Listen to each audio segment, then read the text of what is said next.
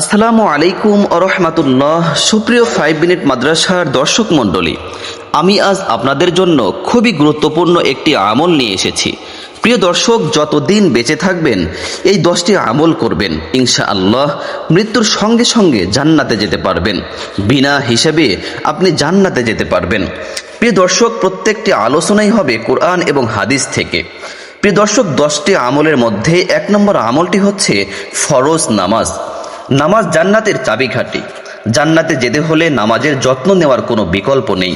রবিয়া ইবনে কাআব আসলামী রাদিয়াল্লাহু তাআলা আনহু বলেন, আমি এক রাতে রাসূল সাল্লাল্লাহু আলাইহি ওয়াসাল্লামের সঙ্গে ছিলাম। তার ওজুর পানি এনে দিলাম এবং প্রয়োজনীয় কাজ করে দিলাম। তিনি আমাকে বললেন, আমার কাছে কি চাও? আমি বললাম, আপনার সঙ্গে জান্নাতে থাকতে চাই। তিনি বললেন, আর কিছু?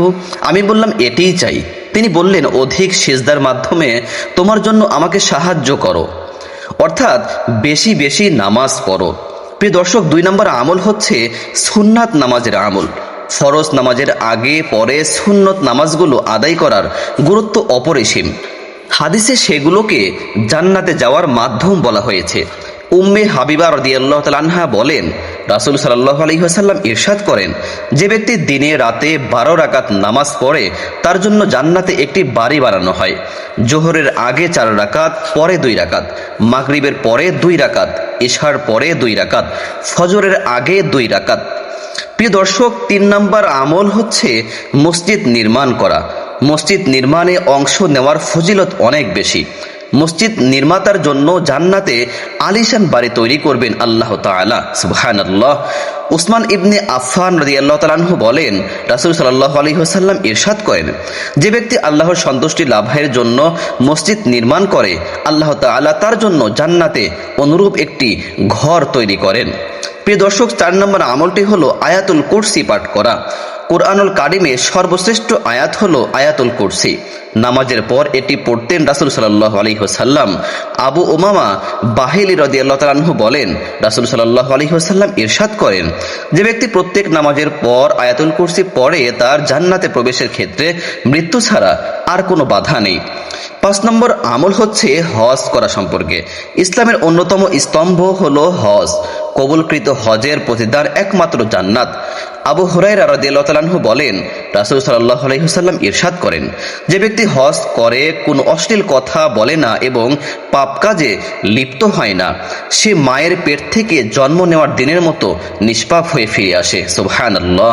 আরও ইরশাদ হয়েছে, কবুলকৃত হজের প্রতিদান জান্নাত ছাড়া আর কিছুই নয়।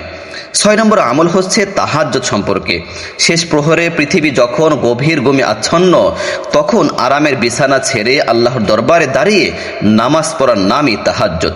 তাহাজ্জুদ জান্নাতে নিয়ে যাবে আমাদের। আব্দুল্লাহ ইবনে সালাম রাদিয়াল্লাহু তাআলা আনহু বলেন, রাসূল সাল্লাল্লাহু আলাইহি ওয়াসাল্লাম ইরশাদ করেছেন, যে লোক সকল সালামের প্রসার করো, খাবার খাওয়াও, রাতে যখন সবাই ঘুমে বিভোর তখন নামাজ পড়ো এবং শান্তির সঙ্গে জান্নাতে প্রবেশ করো। 7 নম্বর আমলটি হচ্ছে কয়েকটি মূল্যবান শিষ্টাচার।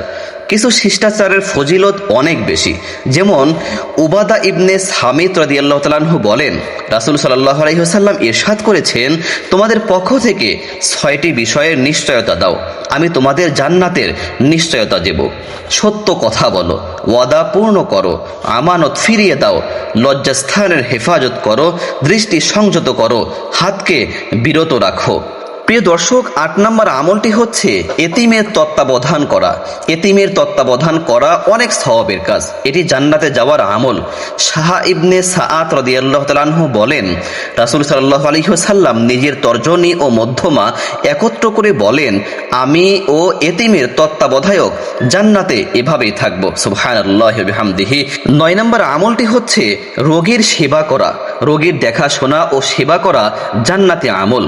সাওবান রাদিয়াল্লাহু তাআলা আনহু বলেন, রাসূল সাল্লাল্লাহু আলাইহি ওয়াসাল্লাম ইরশাদ করেন, যে ব্যক্তি রোগী দেখতে যায় সে ফিরে আসা পর্যন্ত জান্নাতের ফল আহরণ করতে থাকে। প্রিয় দর্শক, 10 নম্বর আমল হচ্ছে সহজ সরলতা। সহজ সরল ব্যক্তি আল্লাহর কাছে খুবই প্রিয়। তিনি তাদের প্রতিদান হিসেবে জান্নাত দিবেন।